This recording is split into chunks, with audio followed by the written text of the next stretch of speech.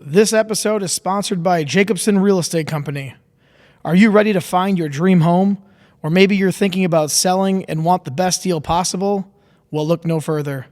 At Jacobson Real Estate Company, we make buying or selling your home smooth, stress-free, and exciting. With 50 plus years of experience and a deep knowledge of the Winona, Minnesota area market, we specialize in turning your real estate goals into reality. Whether it's finding that perfect neighborhood, negotiating top dollar for your property, or answering all of your questions along the way, we're here for you. Plus, with our personalized approach, you're not just a client, you're family. So why wait? Let Jacobson Real Estate Company open the door to your future. Call us today at 507-313-2716 or visit our website at jacobsonrealestatecompany.com. Because your next chapter starts here. Buy, sell, invest. Jacobson Real Estate Company.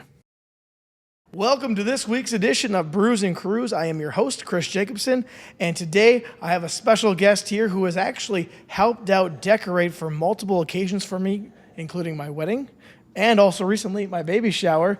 Dylan Kaercher is here. However, some of you may know him as Roxi Manacoochi.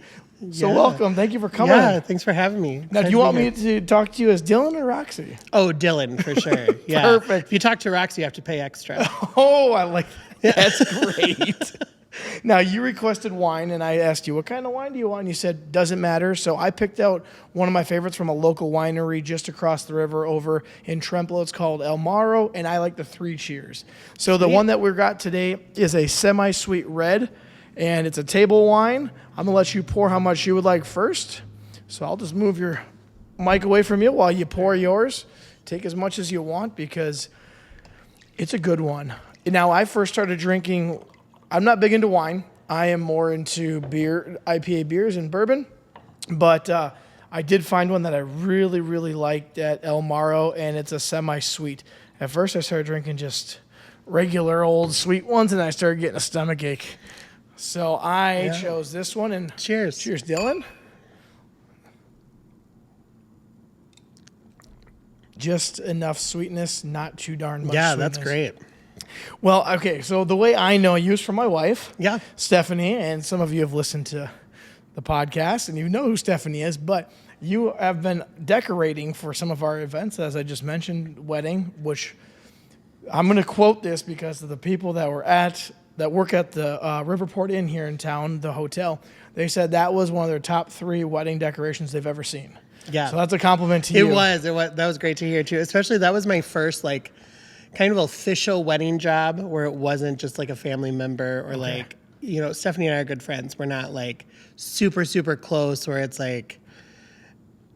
someone that it was when Sherry had reached out and said, do you want to do this? I was like, yeah. Kind of let's try it. Let's do it. And sure. It really kickstarted my decorating, so that was business. kind of what started it.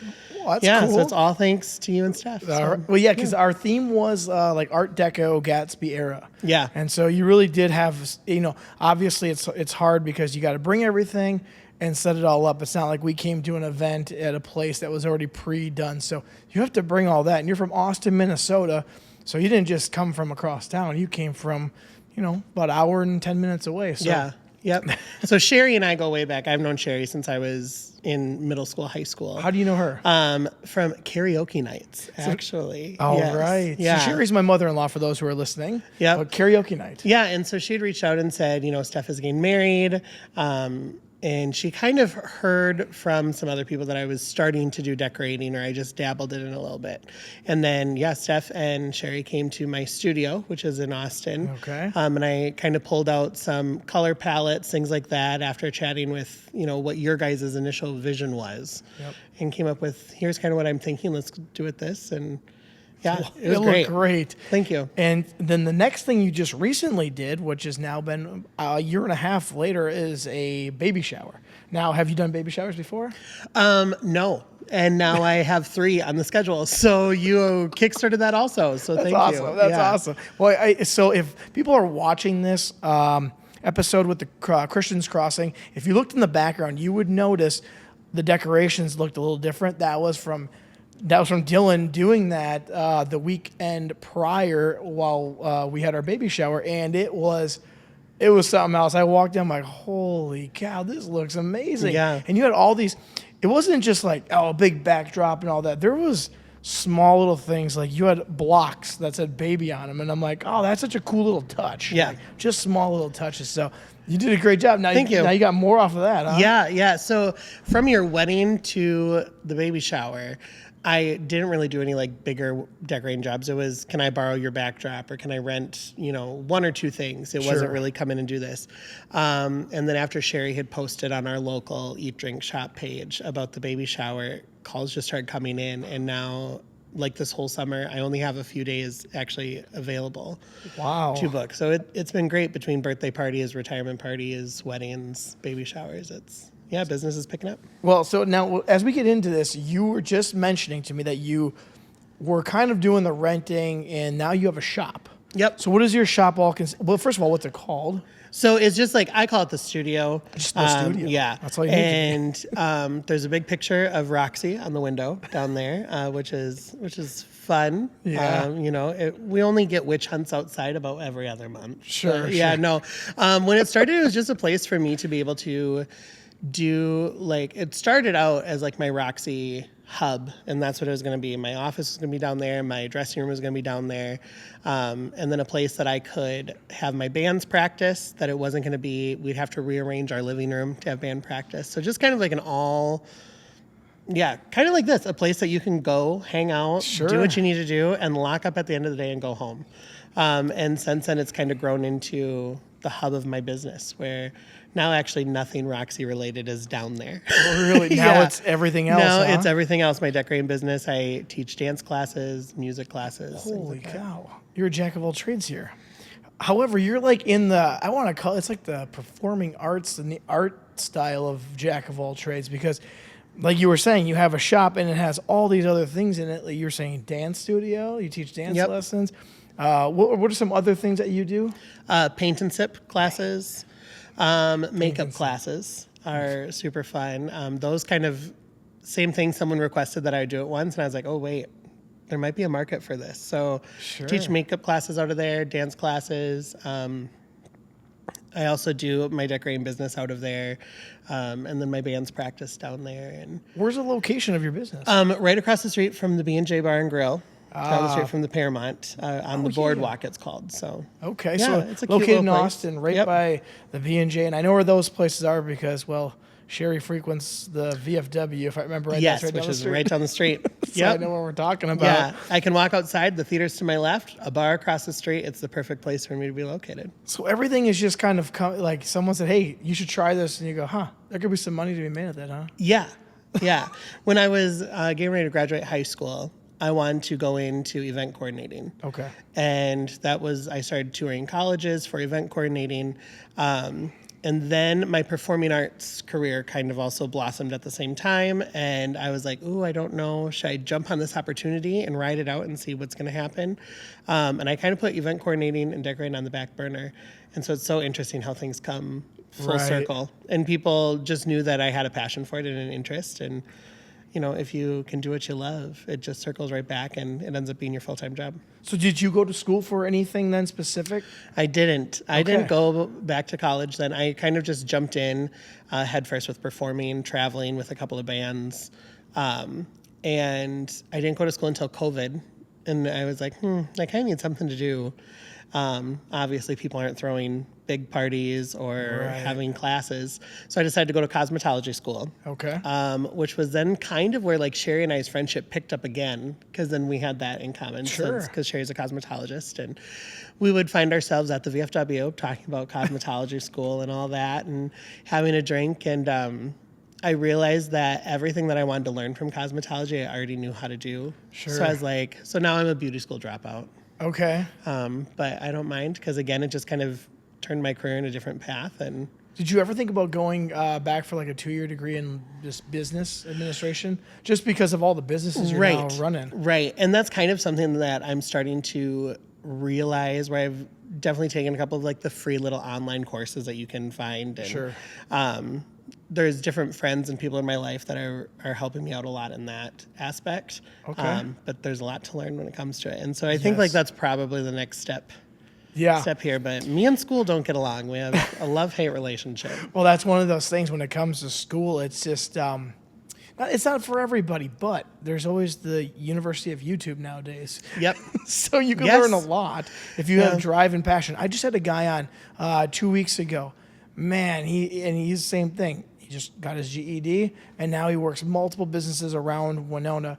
Definitely the opposite of what you're doing, but it just comes along with how much drive do you have? Do you want to do it? Are you willing to do it? Are you willing to put the hours in? Sounds like you are, because it seems like it keeps building one after another after another. The one thing that's nice though is I realize when you keep telling me all the businesses, they kind of, in my mind, this is my mind, they're all kind of in the same general lane. I mean, yes. Performing arts, makeup, dance, all that kind of stuff in my mind, paint and sips even, it's all art type things. Yep. So it's all within your wheelhouse. Yeah. And that's the nice thing too, is it's like when one thing goes over really well, I don't have to reinvent the wheel. Sure. To go, okay, this class went over well. What else am I good at that people are asking me to do that they also want to learn how to do for themselves? So, yeah, it's not me having to go, okay, on to the next thing and completely changing lanes. Sure. It's just... So a question for you then, because you said people say, hey, you should turn this into a business. What is the feedback that you get from people specifically? Is there something like, the reason why we loved it is because you did, and fill in the blank. Yeah. So one of two things happens. One, people go, oh my gosh, you're really good at this. Other people would buy into it. And I go, all right, let's see. Or people go, I know you. Would you come and decorate for X, Y, and Z? And they expect me to do it for free. Ooh. So it's literally one of two things. And my dad, when I was little, told me a story. Like, he said, just because you're a dentist and you love being a dentist, does that mean you're going to do my root canal for free? Sure. And that has stuck with me because, especially being a musician, working in the arts, people think because it's a passion and it's a hobby for a lot of people that I should do it for very too little. And that's one thing that even Sherry has been very, very good about pushing me and going, no, you're good at this and people need to pay for your time and your talents. Yeah, that's exactly right. Which is hard for me at times because especially like if I'm friends with people, I'm like, yes, I want to be a part of your event and a part of your day and a part of doing this. So that's kind of one of two things that happens. There was actually just kind of a funny story that happened this last week. A lady messaged me about decorating for a party. I gave her my prices and she goes, well, I thought renting would be cheaper than purchasing myself. I find myself behind this lady at Hobby Lobby with her cart filled with decorations, and her bill was double what I quoted her. So it's not always cheaper. And she has to do the labor, too, and she has to do the labor. It's And worse. so it was just kind of like one of those things where it's like, yeah, all right. Hey, you found out the hard way, right? Yeah, exactly. So Well, that's the thing. It happens in real estate too. They, friends might expect a discount. I've never really had that, but I know people just like, oh, well, just take less of a commission. It's like, well, this is still the career, so I can't just do that. But then they find it harder because I think the stats is like, if someone tries to sell their house on their own, it's like 70% eventually end up listing with an agent. I think it's actually higher nowadays just because you don't know what's all to become. But so I understand that from that aspect. And I know when Stephanie said, Dylan was going to do it, I go, how much? Just, I don't care, just how much. I wasn't expecting anything for free because you guys are friends or anything. Right. And I think what people don't realize is, especially the ones who are your friends, if you come to a friend and ask them to do something that's their passion and their business, other things are going to come along with it that you would charge the stranger for. Yeah. And I think that it almost kind of bites people in the ass sometimes because they want it for free. So then you build up this wall of like, I can't do it for free versus I want to pay you for your time. And you're like, okay, I'll do it. but this would make it better. Let's just add it in and I'll just take care of it. Sure. So it's kind of, I find myself doing that more often than just gifting my time and my skill and talents and whatnot. But we'll call it the perks. Yeah, There's perks exactly. that come along Right. with it. Yeah, and that's the same thing. Like if someone, at real estate needs something extra done, I can go, help them, try to do the best I can. But yeah, I understand that. And it stinks because you're self-employed basically. And so people don't realize you get taxed extra for being self-employed. So I can't just do things for free. Otherwise, what am I doing it for? Right. But that's part of the deal, I guess. But if people love you, don't worry, it'll all just flow into place. It does. Yeah. Roxy always says it costs a lot to look this cheap. And that's what I always remind people is it's like, these decorations don't just come off of Temu. That's right. It does cost a lot to be able to do these things, and people who enjoy it and enjoy having, like your wedding was stunning. All of the stuff that you and Steph put together for that thing was absolutely stunning. And you guys made sure that it was the little details and the meticulous things. And that takes time and money and planning. I'm going to have to probably give a little bit more credit to my wife for some of the detailed things. I said this would be a great idea. She kind of hashed out the details, and I said, where does the money go? Yeah, right. Right, what it was. Yeah, but it was great when I first walked in to take a look at the space. Both there and here, it was like... Yeah, blank canvas. Yes, and you're like, all right, I see it. This one was super fun though because you have a great space here. Yeah, and especially coming in here, and then I didn't know if you were having a boy or a girl, and so that was interesting to all of a sudden have Steph go, okay, we need to girl this up a little bit. And I was like, all right, let's do it. Yeah. I told her just do a neon theme. It's ready to Yeah, go. right, Just let it rip. right. Now I know it's got to be a little bit of a girly theme. So, okay, now you do choreography for dancing too? Yeah. What does that consist of? Yeah, I've been a choreographer since I choreographed my first musical when I was in 7th grade. Really? Choreographed a musical? Yeah. Yep. So I was in the middle school musical, and Okay. the directors asked me to also choreograph it.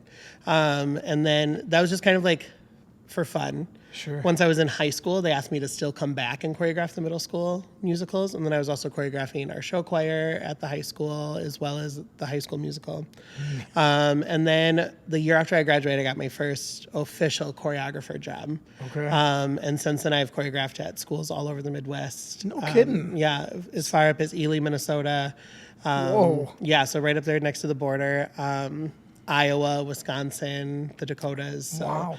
And you're self-taught? Yeah.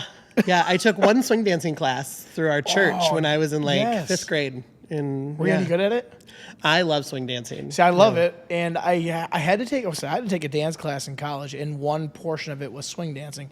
It was fun. We did very basic things, but I found it so much fun to just doing it, and it flows. And if you watch professionals doing it, and you watch how they move, they're just light as air to move. And I'm like, that's what it really takes to do that. And I love swing dancing. So Yeah, I think swing dancing is one of those things. If a couple comes up and they're like, "Well, I want to take dance lessons. What should we do?" It should be swing, because you can manipulate swing dancing into any genre of music. Yeah. Yeah, because we learned also like the box and step and the foxtrot, stuff like that too, is what we learned. So then, now I got to go back. Now you're in 7th grade and you say, hey, I can choreograph this, or someone comes to you and says you can do this, or how'd that come? Well, it started with me saying like, I had a solo in the show. It was The Wizard of Oz. Okay. And I had a solo, and I kind of just told the directors, like, this is what I'm picturing for this. And they're like, okay, well, how about you teach the kids that? And I was like, all right, sure. And we learned it in one rehearsal, and they went, can you also choreograph this number? And can you choreograph this number?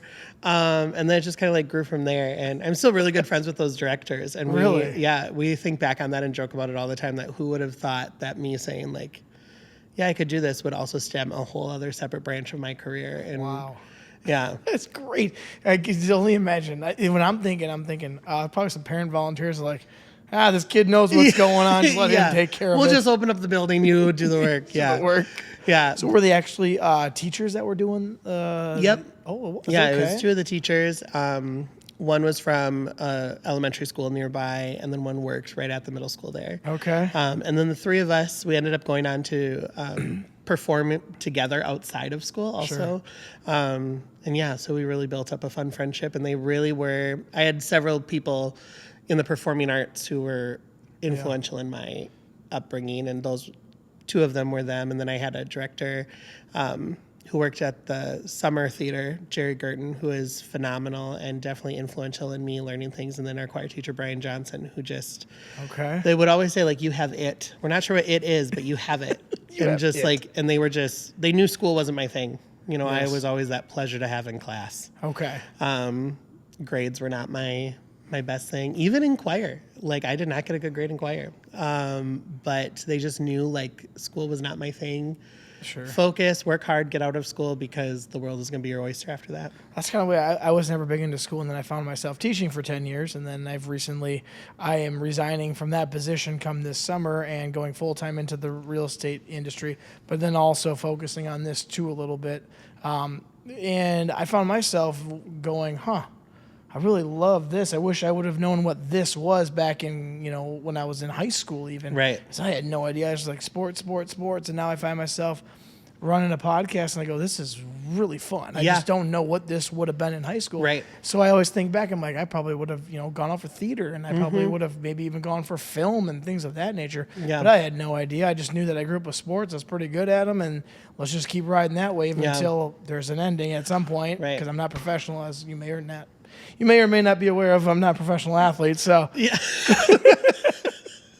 That's great. So, no, it's interesting to think back, like, if you knew then what you know now, how would that change? And I think, to just a little pat on the back, like, I'm a good choreographer. What would have happened if I would have taken dance lessons? Yeah. Like, where would my career be? So, like, that's something that I question a lot. Like, and the thing is, the question I have then is, so you've been doing this since you're our age, right? 37? Yeah, right? 31. 31. Yep. Never mind. You're younger than us. But, okay, so you did this since you were in 7th grade. Now people just know, hey, Dylan's the guy to go choreograph. And now it's in, like, 3 states or more you can travel to. I mean, that is just, you can self-teach anything, I guess. Yeah, and YouTube definitely was my friend. Like, especially for if there was a show that I was having to choreograph for or something like that, I would just study that show and jump in and be like, okay, I can recreate this. And they know Dylan has it. Yeah, Dylan's got it. Yeah. Now, how do they... I assume they pay you to go do choreographing, huh? Yeah. Do you have a rate that you charge, or how does it, or do they tell you, hey, this is what we can afford? Yeah, and that's what it is, especially with, like, I worked at a school up in the metro. Sure. And their budget was astronomical compared to Austin budget. So, like, there would be times that I'd be choreographing something there, and that was going to pay my bills, while the one in Austin was just going to be a little bit of fun money, or the one in South Dakota was just going to be a little bit of fun money. And so at that point, I would really have to ask myself, one, who do I get to work with, and am I going to be learning anything from them? And that's something big that I would start asking myself, because there is a part of my career that all of a sudden I had to say, am I still learning from people, or are people learning from me? And at that point, I can no longer say doing it for cheap or for nothing is worth it for me if there's nothing beneficial for it on that side of things. So that's where I started having to weigh that out, is who am I working with? What am I getting out of it? Or do I love the program that I'm working for? There's still some of those programs around that I do it for barely anything, because I love to see the program grow and I love the people that I work with. Sure. And then there's other places that I don't necessarily care for, but they pay really well, so then I do it. It all depends, right? Yeah, and if any of those people are watching, they're now probably guessing, wait, is it for pleasure, is it for money? So do they pay you to stay overnight then, if you're going far away? Some places, like, there have been times that I would say, like, I'm going to get it all done in 2 weekends. I'll come here Thursday through Sunday, and then they put me up in a hotel. Oh, you have done that quick, huh? Yeah. So, because then what happens is I'll teach it super fast, but then they also record me teaching, and I'll do, like, instructional videos and things like that. So then they can just rewatch it. Yep. That makes sense. And then I normally jump in, like, a week before the show opens, just to clean anything up or answer any questions.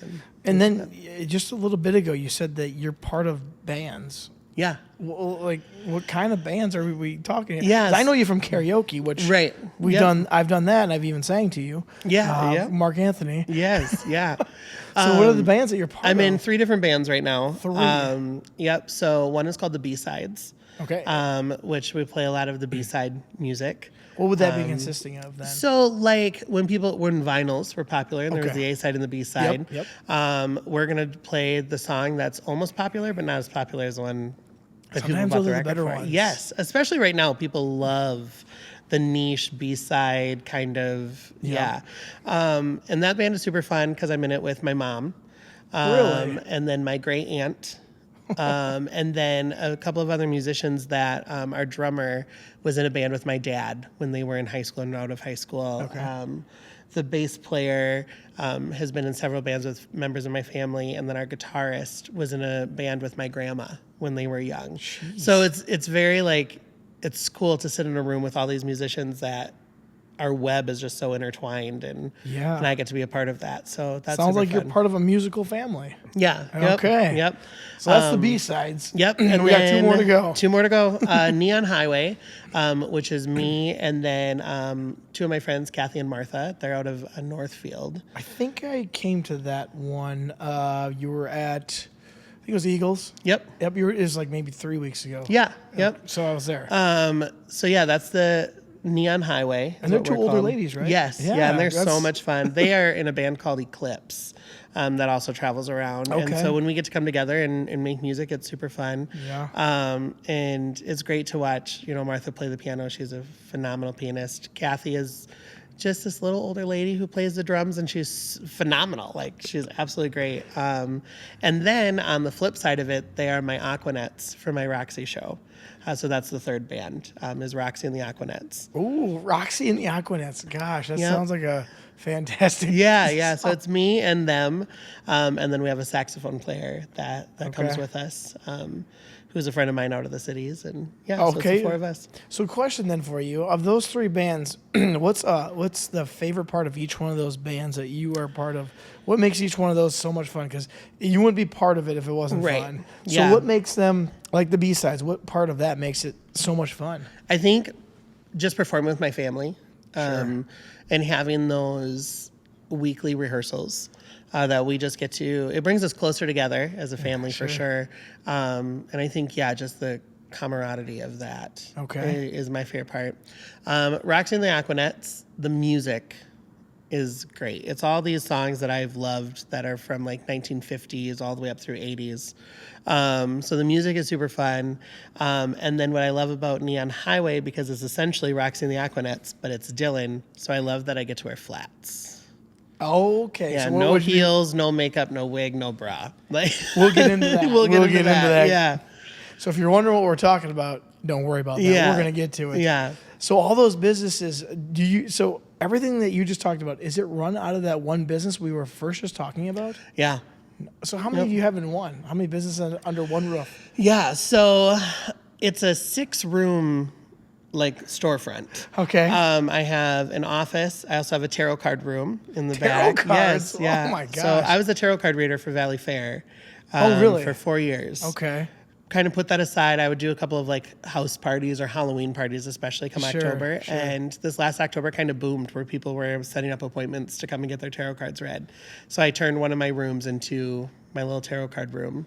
Was there some crazy questions you get? Oh, there was this one lady who came in and she didn't realize that like tarot cards are not fortune telling or like not like medium work or psychic. Okay. Like it's just, I know what these cards mean, read them how you will. Sure. Kind of a thing. And she's sitting down and she's asking all these questions on like, well, on behalf of my aunt, on behalf of my niece, on behalf of my ex-husband. And finally I put together that these people were dead. And she was like wanting me to like reach out and like talk to them. So I was like, huh. So that's probably like, the craziest thing. Otherwise, someone had said they came in, they were engaged. Both sets of parents were there, and I was reading the cards, and all of a sudden the girls just started sobbing because I was like, everything's coming out in 3s. And he looked at her and said, we should probably tell them. And she goes, we're pregnant.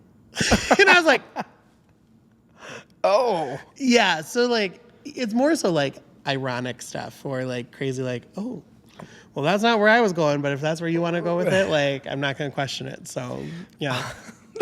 How do you charge for tarot card? Is it like just a flat fee? You come in. So one of two ways. It's either $20 per person if I'm doing like an open night. Okay. So I'll post on my Facebook page, like, we're going to be doing tarot card readings tonight from this time to this time. That's just $20 a person. Sure. For tarot cards, $10 for palm reading. Each reading lasts 15 to 20 minutes per person. Otherwise, we say, like, you can do a private party, which then you have to reach out to me. We set up a time, and then it's $25 a person, and you have to at least have 4 people to do a party. And then so that would be like an hour long? Yeah, about an hour. Normally when it gets into that, then they're also doing the palm reading and all that stuff, since it's a whole thing. And my studio has a space that people can rent out for small events. Oh, okay. So a lot of times people will do that and then bring, like some hors d'oeuvres, some drinks, hang out, and kind of make it their own little party and event while I pull people in to do their readings. Oh, sure. So is there like training for that? YouTube. Yeah, YouTube. YouTube University. YouTube University. Just like I said. Yeah, I actually got the call from Valley Fair. They called me a week before they opened, and they said, we had someone quit. We're wanting to transfer you from working in this area of the park to this one. Can you do it? And I was like, I don't know how to read tarot cards. So it was like a crash course week of just like figuring it out as I go. And no kidding. Yeah. Well, I feel like that's better than caricatures. That sounds like it would take a while. Yeah, very true. Or the guess your weight, I'd be horrible at. Oh, God. There'd be stuffed animals gone. Gone, exactly. He's like, what happened to him? Every stuffed animal's gone. Yeah. Put me in the tarot card room instead, please. I saw that. I'm like, how are they so good at doing that? They must have some sort of, here is basically probably what it could be. And I'm thinking, I don't want to know because it ruins the magic. So I'll just stick in my corner of the park. So now I want to get into, because you've already brought it up, Roxi. I feel like this is an interesting part of your life that it's almost like it's a whole different person. Yeah. Is it? Or is it just an extension of your personality, like wrestling? Because I've done wrestling, Yep. What's super funny is, that first musical that I was talking about, The Wizard of Oz, I was casted as the Wicked Witch of the West. Okay. And that was the first time I'd ever dressed up for something like that. And again, the show was done, and everyone had these rave reviews of like, you were so funny, it was so good. And it kind of like grew off of that. I was in high school and traveling with a music group out of Austin. And I'd perform as Dylan for half of it, and then I'd go get into makeup, wig, all that stuff. And then I'd perform as, it wasn't Roxy at the time, but I'd perform the music of these different people, Marilyn Monroe, Tina Turner. And again, it just kept growing, where it's like the band slowly started to only want me to come in and do that because it was full shows of this persona. Okay. Not just half and half anymore. And that became like my full-time job while I was in high school. And it was very much kind of like under wraps. I didn't tell a lot of my friends, so that's what I was doing on the weekends. Traveling the casino circuit as a woman was very much under wraps for my friends. And it just kind of like blossomed into this thing that it's like, I didn't think, like, this wasn't a goal of mine. This was very much just kind of, again, a doorway that opened, and I'm like, I'm good at it. I make money at it. Let's do it. So when people say, like, is it an extension of yourself or your personality? That's an interesting question, because really, if you see Dylan perform and you see Roxy perform, it's very much the same quick-witted humor, same style music. The difference is that it's a wig and fake tits. I love that. That's great. Yeah. Well, for those who are listening and wondering what the hell are we talking about, Dylan is a drag queen that goes by Roxi Manacoochi. On maybe the weekend, you might see him out there. Yeah. But so it's crazy. Now, it just kind of happened. It fell into your lap, as you kind of said, and then all of a sudden people said, hey, we just want you to keep performing. And then you said something about the casino circuits. Now, I assume casinos have this, hey, we want to hire these certain types of people. Yeah. Put your information out there, and you might get called by one of these casinos? Is that what it is? So when I was in high school, and I would use more often than not female impersonator. over drag queen, which in the showbiz business, there's not that big of a difference. It's going to be more so just like the art form of it. And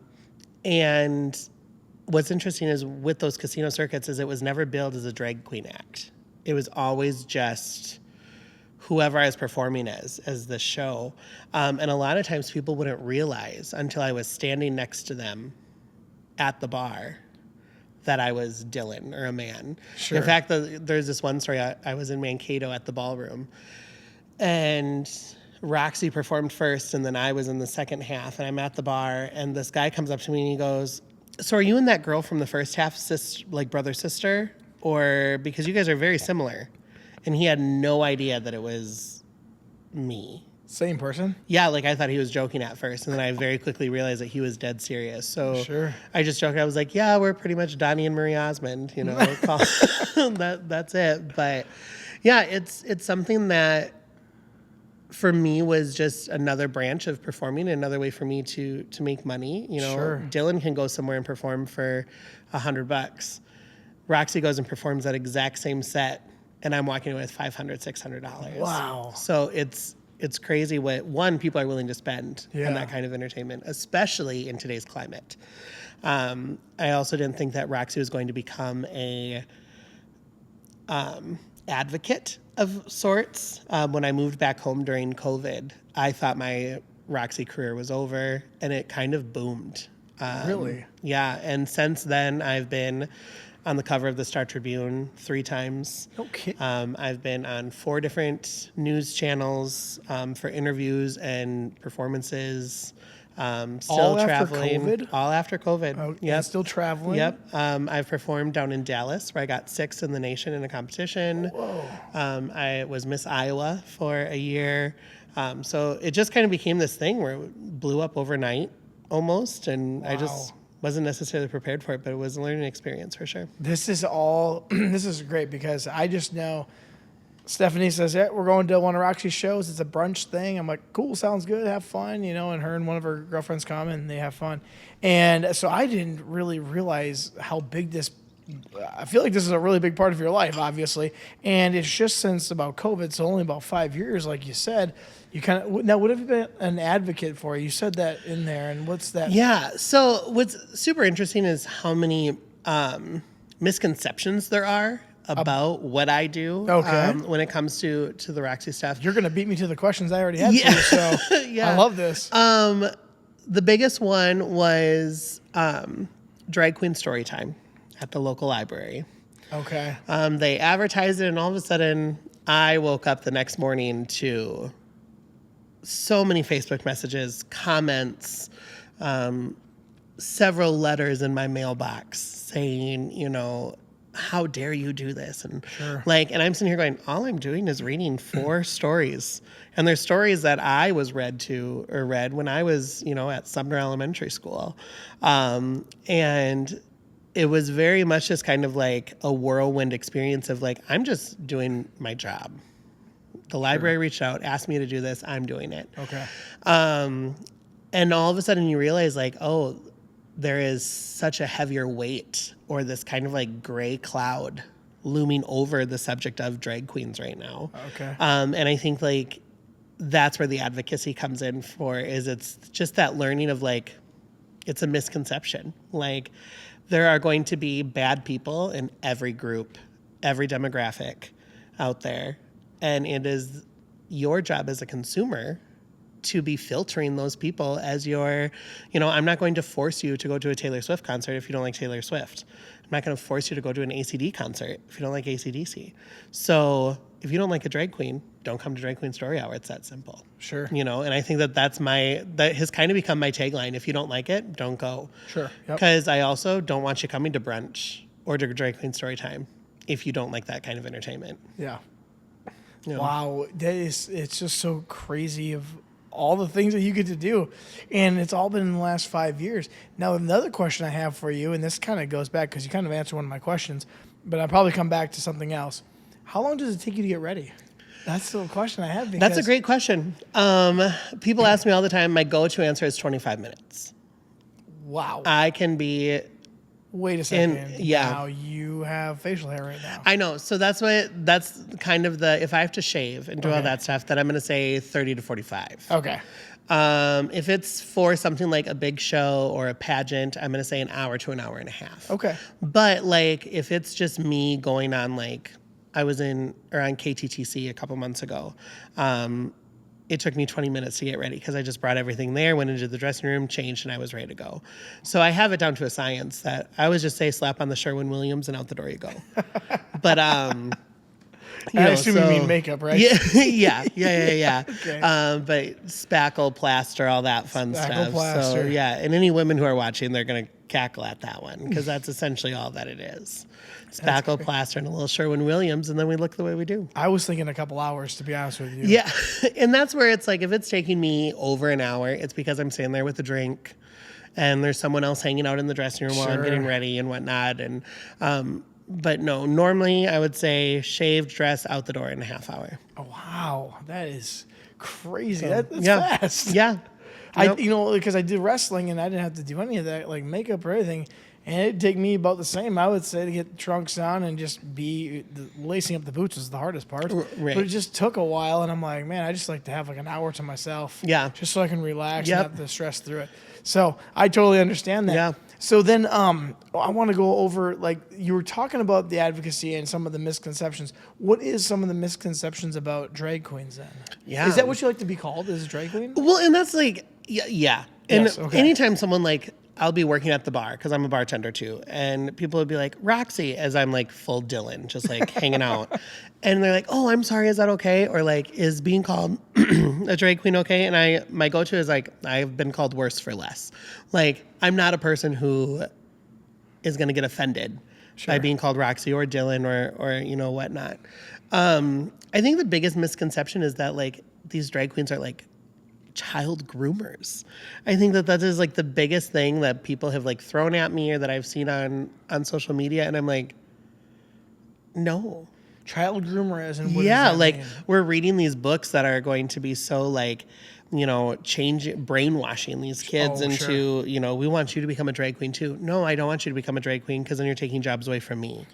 And two, a child isn't sitting there getting ready to write me a paycheck when I'm done. Sure. Like, so that's the whole thing is it's like, Roxy doesn't get excited. I'm not a child birthday performer. Okay. I'll go do it. If the paycheck is right, and if someone hires me, I'll go do it. But it's not something like, I think that's the biggest misconception is it's that, or, all drag queens are going to hell. And it's so interesting to hear what people That's another question I have for you is, have you had like hecklers, and then what's the worst thing someone said to you? Yeah. Because I feel like there's people that would come heckle and then just be ruthless. Whereas, like you don't need to do that to anybody. That's the thing is I did Drag Queen Story Hour at the library for 2 years before anybody said anything or complained. Then all of a sudden the third year came, which was 2 years ago, and there was a whole protest outside while I was trying to do this. Even like beforehand, they showed up to the library meeting in protest of, we don't want this in our community. And I'm sitting there going, I've been in your community doing this since 2007. Like, I've been performing as, a female impersonator this long. Like, what is the difference now? And I think the biggest, like, with you asking what's the worst thing you've been called, like, you can think of every slur in the book that's been thrown. I think the biggest one was this lady who went to our church, because I come from a very religious family. I'm religious. I go to church. This woman who went to our church growing up and was a part of our Sunday school wrote a letter to the editor saying what a horrible person I was and how bad this is for our community. Mm-hmm. And I think like that's the worst part about it is when it's someone that you look up to or someone you have a personal connection with. Sure.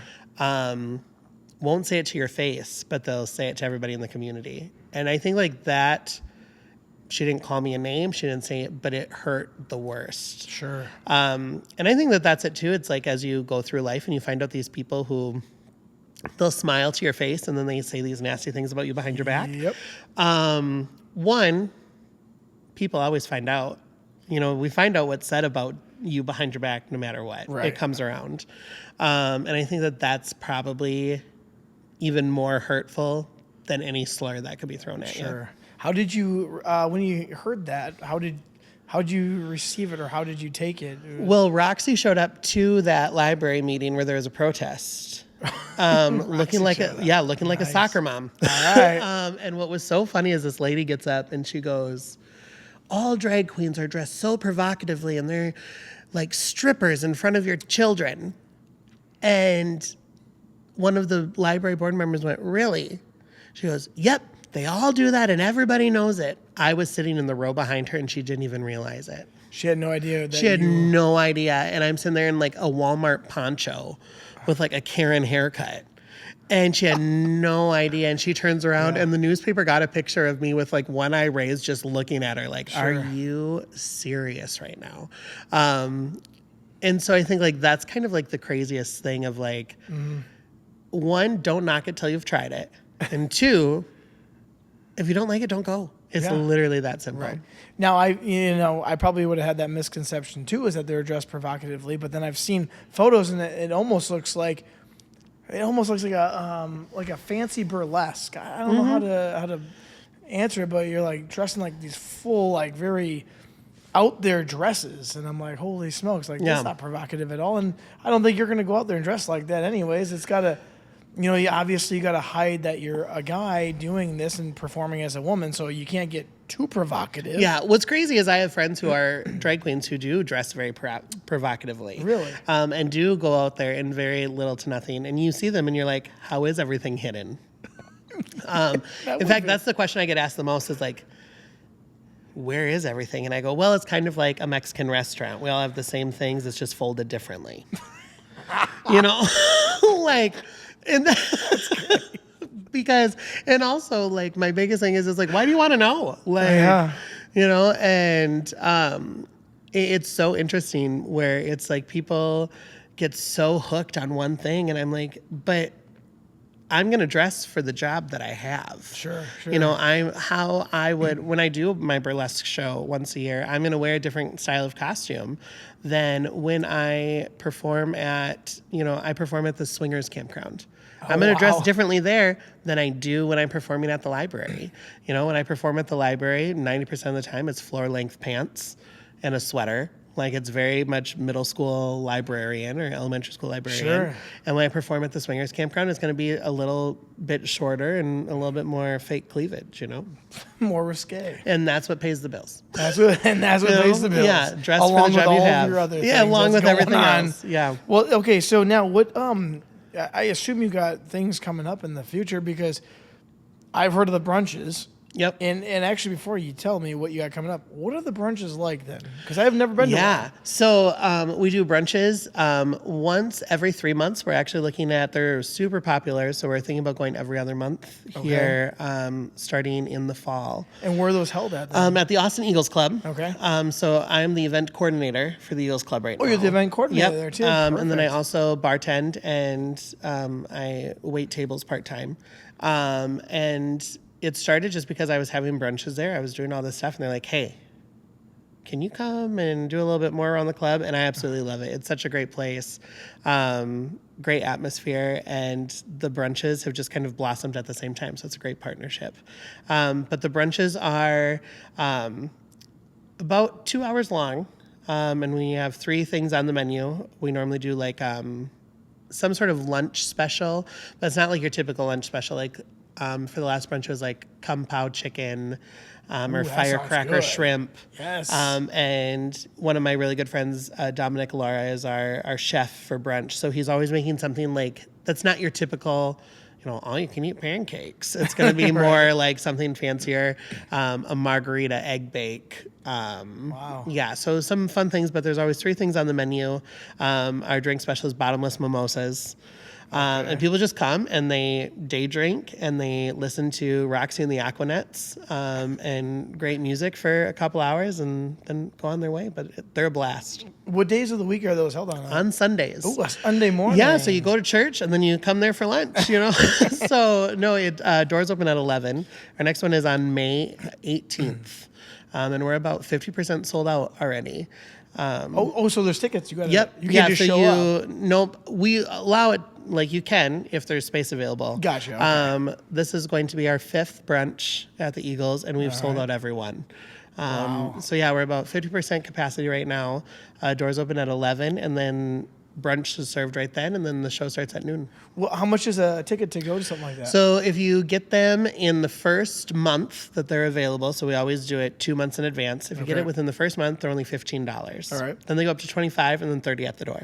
And then does that include anything, or is that just the That is door? just your ticket in the door, but brunch is only $12. Oh, so you not can't bad. really, so you can't beat it. It's not bad at all. Yeah, so it's a lot of fun.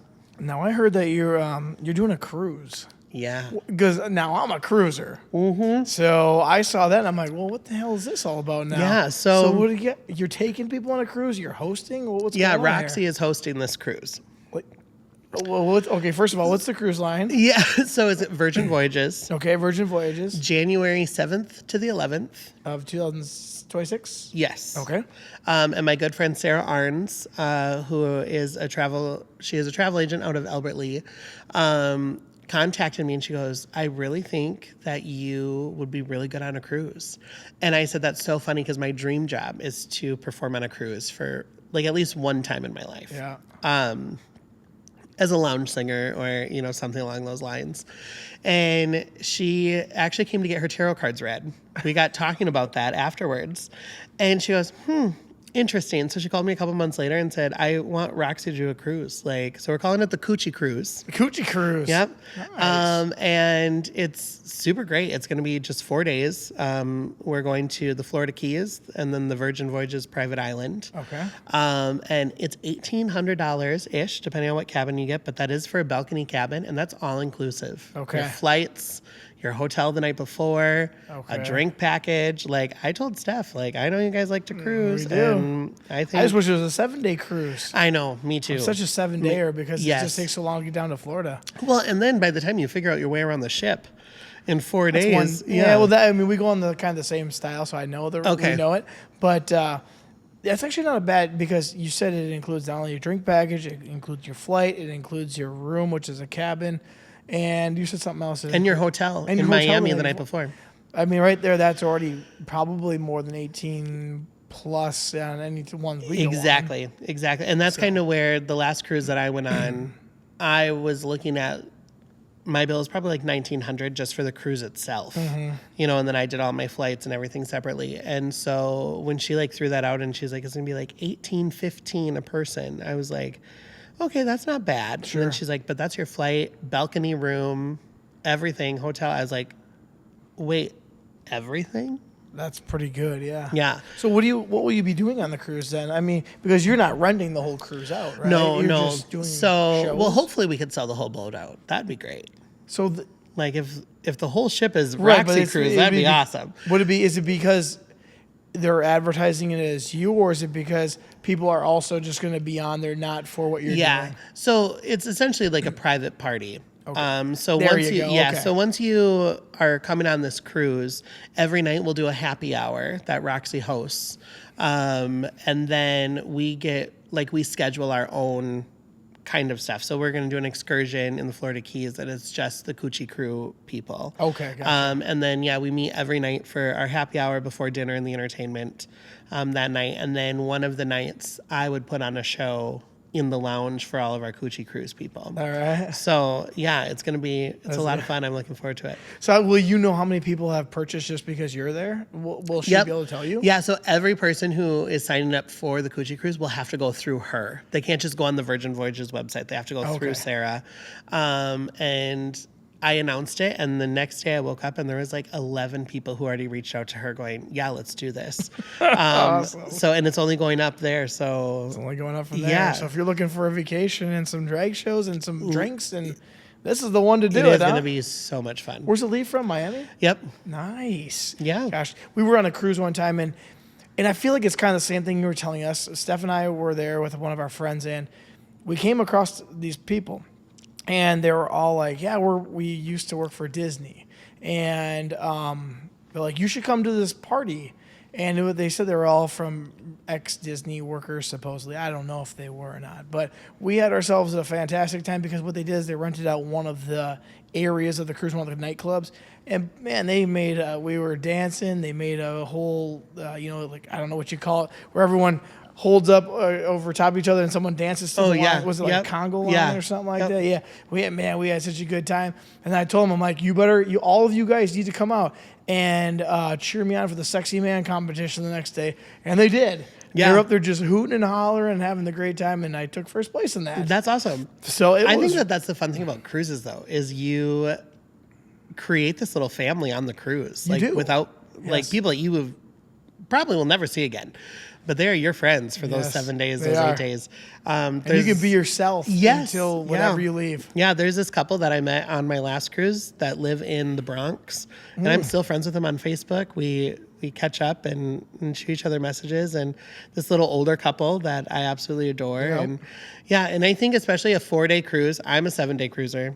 But I think if you've never tried a cruise, that's why I was like, let's keep it to 4 days, because I have a lot of people who would be willing to do it. It's your appetizer. And people are, am I going to be sick? Am I going to be scared of being on the ocean? And I'm like, just come. It's 4 days. That's one of the things people always say. They're like, oh, well, am I going to get sick? And I go, well, they got patches for that, so don't worry about that part. They go, well, I feel like I'm going to be enclosed. And I'm like, it's like a mall or a small city on a It is a small city, and they make drugs. So we can drug you up, give you a drink, and you'll be golden. Exactly. So going back to what you just said, actually, we had met some friends, too, on a cruise, and we are still friends with them. In fact, not only are we friends with them, we went and visited them this last summer in Michigan, and they came to our wedding, so you would have possibly seen them. And then they're going to come up this summer again and visit us when we have a little girl. Yeah. They sent us they saw our registry, and we had a swing for our boat. And sure enough, they bought that. And that's great. They go, well, we would love to come, but we also want to come in the summer. I said, I'd rather you guys come in the summer when she's born so you can meet her rather than come to our baby shower for a very short weekend and then you don't meet her. Right. So I said, you guys just come in the summer if you can. We would love that. And to set up quality time where they get to spend time with you, because you guys were busy during this baby shower. Yes. It was you and 500 of your closest friends is what it felt like. Actually, I think the total number, my dad was taking count, 74. Yeah. That's a lot in this area, and it might look really big on the camera for some people, but it's not. We only got one bathroom. Yes, right. And it's big when it's just two people in here. Yeah, it's big when it's just us two sitting here. Yeah, like when it was me and your mom and Sherry decorating the night before, I was like, this is a huge space. And then people started coming in and it filled up very quickly. Even when we got here, I'm like, why is everyone already here? And I think it was kind of a surprise because we came at about 2:00 and you were already here with a bunch of other people. I'm like, why is everyone here we so were already early? 3 bottles of wine in. That's what. I heard about that too. Your mom and I definitely threw a couple of back, so that was great. Would you guys drink white, I assume? Yeah. Because I think she's got a Chardonnay. Chardonnay, yes. She used to be Merlot and Cabernet. Yep. So she used to be all dry reds, and now all of a sudden she's kind of got onto the some white wines. Yep. So, when we went out for lunch, she had said, what are you drinking? I said, I drink anything really, but I like wine. And she goes, Chardonnay. And I was like, sure, if that's what you want, I'm not picky. But this is great wine. This is phenomenal. I know. This is the one that I really found that if I have to go to the winery, but now the winery, actually, you better pour yourself some more. Yeah, don't be shy. I found out that the winery now has a beer semi-truck, so I have no problem with going there. Because I'm more of a beer guy. Yep. But if I have to go, it's this Three Cheers wine is my favorite wine that they have there. So I'm like, well, this is the one that Dale and I are going to try tonight. I am not a beer drinker. Not a beer drinker? No. In fact, my friends make fun of me because the first time I ever drank a beer, like a whole beer, by myself, we were in Nashville. Ooh. And I walk up to the bar and I go, I would like a vodka cranberry. They said $14. I said, just rail vodka is fine. They're like $14. Jeez. I went, I'll have a White Claw. They said $12.50. And I went, that's only 5%. Yeah. I said, what is your cheapest drink? And they said, we got Bud Light for $4. I went, I'll have a Bud Light. It's not bad, $4, I guess. Right. And I made the nastiest face when I took my first sip. Sure. But after 3 Bud Lights, I was throwing them back like crazy. I could do it. No problem. Yeah. And so anytime someone sees me with a beer in my hand, just know that I'm already on that level. You're already there. I'm already there, and I'm trying to drink on a budget. That's great. Yeah. Just trying to drink on a budget. Now I'm just trying to keep my steady pace. Yes. Yeah. That's great. Yep. So going back to the Roxi portion, I want to ask you, now I've asked you some of some of negative things, but what are some of the positives that have come out of it for you, that you just, memories that you remember, or something that great that just happened from it? Yeah. I think when I was Miss Iowa, I got tricked into competing in this pageant. Oh, really? Yeah, a friend messaged me and was like, hey, we have this bar pageant. You get $400 if you win. And you just have to come down, answer a question during an interview, do a talent, wear an evening gown. And I was like, I can do all 3 of those. Let's do it. And I won, and then I'm down in the dressing room packing up, and they're like, okay, now you have to go to semifinals. And I went, okay. Semifinals, which means there's a finals? And they're like, yep. And I was like, oh, all right. So I go, I win semifinals. I win finals. Or second place in finals. But it was rigged. I should have won first. Wow, it was quite the debacle. But then after that, they're like, so now you go down to nationals in Dallas. And I was like, oh, all right. And this whole time I'm like describing to like my family, like, apparently this is like a big deal. So we started having fundraisers in Austin to like be able to afford for me to go to Dallas, all this stuff. Like, people put in, like, the person who I was like staying next to in the hotel put in $35,000 into this package that they were presenting. Like, it's absolutely nuts what people spend on these packages to go to pageants. And then the next year I went back, I won Iowa that time because no one was there to screw me over. Perfect. Go back down to Dallas. And I think like that's probably one of my like fondest memories, was just the hometown like camaraderie with like, yeah, let's get Roxy to nationals. And people were wearing shirts that said like Team Manacoochi, and because we have Eat, Drink, Shop Austin. Well, we made shirts that said Sing, Dance, Drag, Roxy, with the same logo as the Eat, Drink, Shop. People were wearing those and buying those to help me get there. And so that's probably one of my favorite memories, was just like, and it was the first time that my family was really super a part of my Roxy business. They've always been supportive, for the most part. You have your couple of loose screw family members. But yeah, that was the first time that my family was really like a part of the business, as it was going. Also, just like for every one negative letter or something I get, there's always going to be like 20 positive ones. Sure.